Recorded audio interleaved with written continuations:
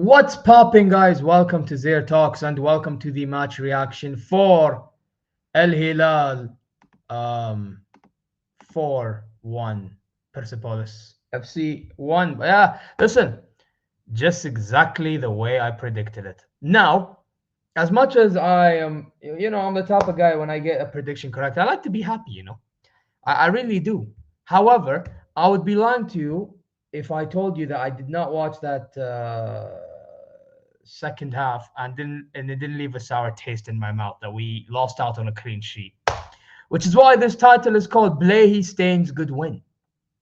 Because I'm sorry, this guy comes off the bench 7 minutes in, and then he just decides to pull a mad one, and we concede a penalty and they score it. But we'll talk more on that. Listen, you already know what to do, guys. Subscribe, press the alarm bells for future content notifications, like and comment your way through. Go check ZeerTalk socials, and inshallah you're well and satisfied wherever you may be. And yeah, listen, man, as I was saying about Bulayhy, معليش يعني بس يعني خلاص ذاك يعني بلاهي خلاص مسخ في امه يعني راح فيها. يعني انا ماني فاهم، يعني احنا عندنا تمبكتي وكوليبالي لاعبين مع بعض بالمستوى مره كويس، وبعدين بلاي يدخل ليه اقول لك ليه، لان خيسوس يحبه كثير and because he loves him so much. He has to play. He has to play. He'll even defend him in the interviews. He will even defend him in the interviews. And guess what? Immediately we concede a penalty, man. Concede a penalty around after 5 minutes. It took 5 minutes to concede a penalty, and we lose out on a goal. Like this Bulayhy guy, I will never understand. Like, you know what's mad, right? First of all, that referee and VAR team, they took forever to really understand that it's a penalty. Like, it's so clear to see it's a penalty. Manish. Yeah, this guy's studs is on the dude's heels. On the dude's heels in the penalty area. That is, of course, going to be a penalty. Manish, it's going to be a penalty. So I don't know why the referees took long to give it a pen. It was a pen. And nice penalty slotted by whoever scored for them. Some guy came off the bench named Valenciani. I don't even know where is he from. Georgia, huh? Well, there you go. Well, good on him. He scored. Like, why? Like, you see the funny thing. Timbuktu is still on the pitch because he came on for Ruben Neves, so Neves can get rest. But you're telling me while Neves went off, you couldn't bring on, I don't know, let me see. I don't know. Maybe you give minutes to Khalid Al-Ghannam, and you put Blinkovic-Savic back in midfield. And then you can put Malcolm back. And like, I don't understand this guy sometimes. Like, this guy is going to be the reason to why, if we're not careful, we may lose out on the title or on this Champions League by fine margins. Because to be honest, this team is good enough to win. I'm not gonna act like this team ain't good enough to win. However, I will also say fine margins will cost us with these decisions that Jesus is making. Honestly speaking, man. But that's the negative about today's performance. Just Bulayhy coming off the bench and proving to us all why Timbuktu and Koulibaly should be starting together. And speaking of them two, I actually thought them two played well together. So this is why they need to play together, man. Seriously, this is why. Because they show that they can combine well. I mean, Koulibaly, I thought he was boss at the back, bro. Every time Persepolis players forwards had something to offer, he's already there to win the ball in style. And not just that, distribute it in style as well. So fair play to Koulibaly. I thought he was top today.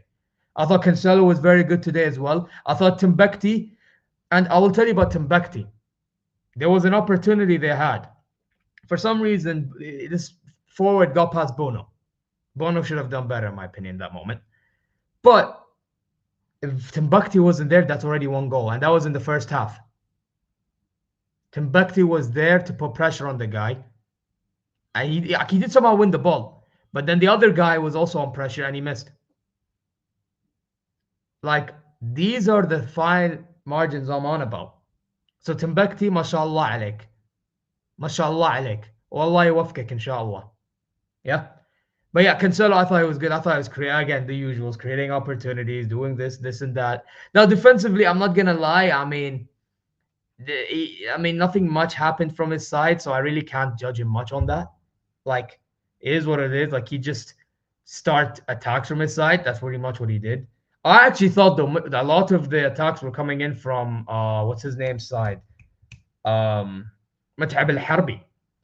Whenever they did have attacks going on, you know what, متعب الحربي done very well.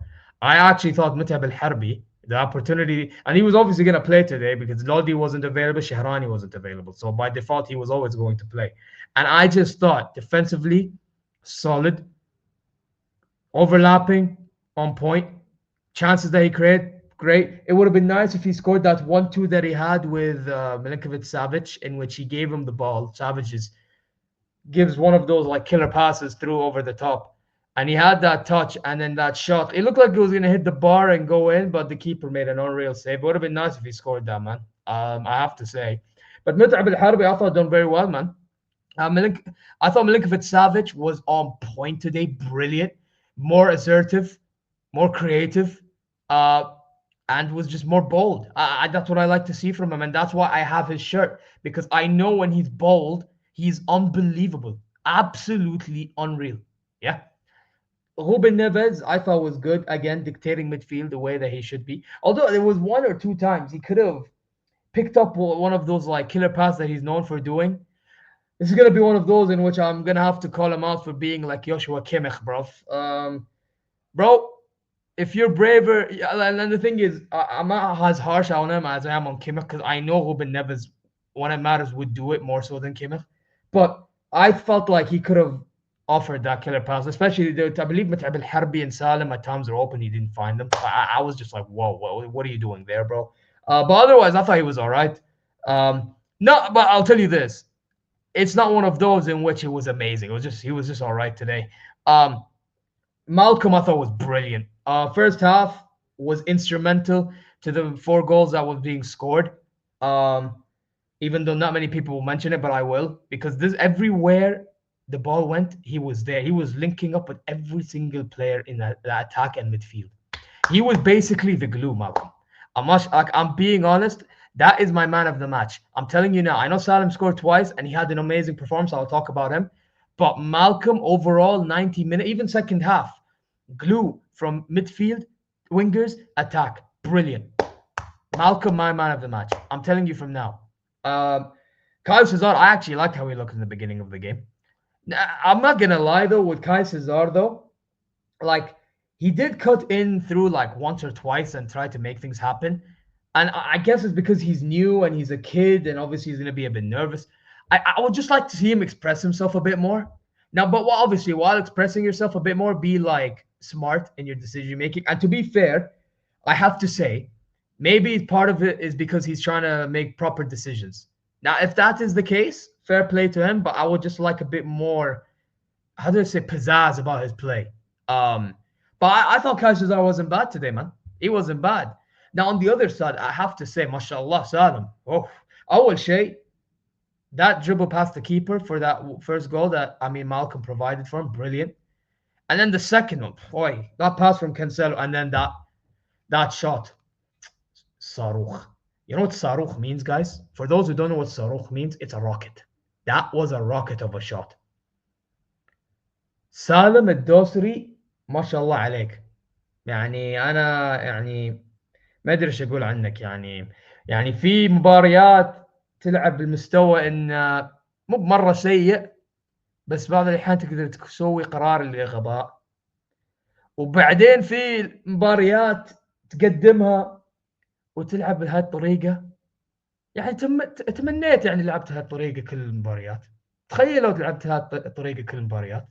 والله العظيم الجماهير كل الجماهير كانوا بيقولون انه صراحه هذا يمكن يكون افضل لاعب بالمنتخب، ومو بس بالمنتخب، الان يقولون بالمنتخب التاريخ.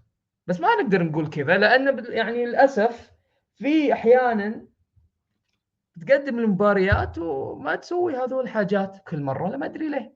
ف it is what it is. I don't know what else to tell you, bro. I really don't know what to tell you. But today brilliant performance. But if it's not me giving it to Malcolm, it would have been Salim Al-Dosri. I actually think Salim Al-Dosri was brilliant today.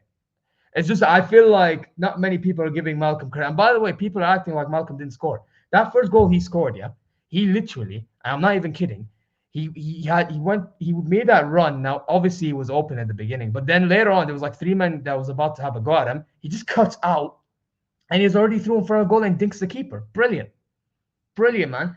Now I do have to address this forward. Now, Leonardo, I don't think Leonardo was the best today.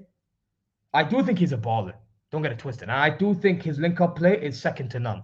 However, today I just felt like he was outshone by Malcolm and Salim Al-Dosri, to be honest. I just felt like he tried to, he basically kind of did the Harry Kane thing in which he would drop a bit deep because the other guys were the ones taking the shine off him. And listen, man, I feel like sometimes Leonardo needs to be just, how do I say it, bro? Like when you see guys occupying your areas, you're good enough to drop a little deep and like take their spots. Put it that way. I think he needs to play that Benzema role in this team at times. Like he has to be the guy that adapts to everybody else. And it's hard for me to say because I actually think like the qualities that he has, he can do that. That's why I'm like saying this. Otherwise, if he didn't, I would have said, you know what? If like for example, if we're playing Mitrovic, he can't be doing this. These guys like he would have to be the guy in the box, and they would have to figure out ways to feed him. You get me? But because it's Leonardo now, and Leonardo's not the type of guy that everyone's going to be feeding him chances. It's just one of them. I feel like depending on if Mitrovic or Leonardo plays, we would have to adapt to whoever plays. I don't know if that makes sense or it doesn't, but yeah, that's the way I see it. But I actually think it wasn't like bad. It just wasn't like it was out of 10, I would say around 6 out of 10, 6.5 out of 10, like just mid. You know what I mean? It's just one of them. But Hamdan came on. Now, I believe Hamdan had a chance and he did not score. I'm not that shocked. I thought Nasser Al-Dosri, when he came on, he had an opportunity that could have scored. And he'd actually done pretty decently when he came on. Ken, when he came on, looked pretty simple, nothing crazy. So thank God for that. Gahtani, I actually liked that he was trying to make things happen. I believe he got hurt in that game as well, didn't he? No, actually he's okay. But he did like fall down. He was down for a moment, but he's okay. Alhamdulillah. Alhamdulillah. And yeah, man, did I mention it? Oh, and then Bulayhy came on, and Bulayhy, I mean, I already explained myself about Bulayhy. But and listen, Bono in goal, he made 1 or 2 saves, great. But yeah, it's just that one moment that Timbuktu saves him, like he could have done better. And yeah, listen, that's my reaction, I should say. And yeah, I already told you my man of the match is Malcolm. I just feel like as a whole, right, in games that we're gonna get chances taken against us, I feel like if we play Bulayhy, we're screwed. And we've seen it against Al-Ittihad, you know, we've seen it against Qadsiya, we've seen it against Al-Khalij, you know, we even see it against Dhamak, our next opponent, you know, in the beginning of the season. Like, this Bulayhy guy just needs to be benched, man. I know he signed a new deal, whatever, fine, but he needs to be one of those guys that is used when Timbuktu Koulibaly is injured, or is used. And to be fair, he did come on late into the game. But even then, like, you're coming on late into the game and you're making these mistakes, not good enough. Not good enough, bro. You know what I mean? It's just jarring. But yeah, let me know what your thoughts are in the comment section down below. As it has been a very long reaction video, but here's what it is. Listen, guys, you already know what to do. Like, comment your way, subscribe, press the alarm bells, check ZeerTalks socials, and inshallah you're well and satisfied wherever you may be. Now I'm going to bounce. Take care. Shufkum ala khair.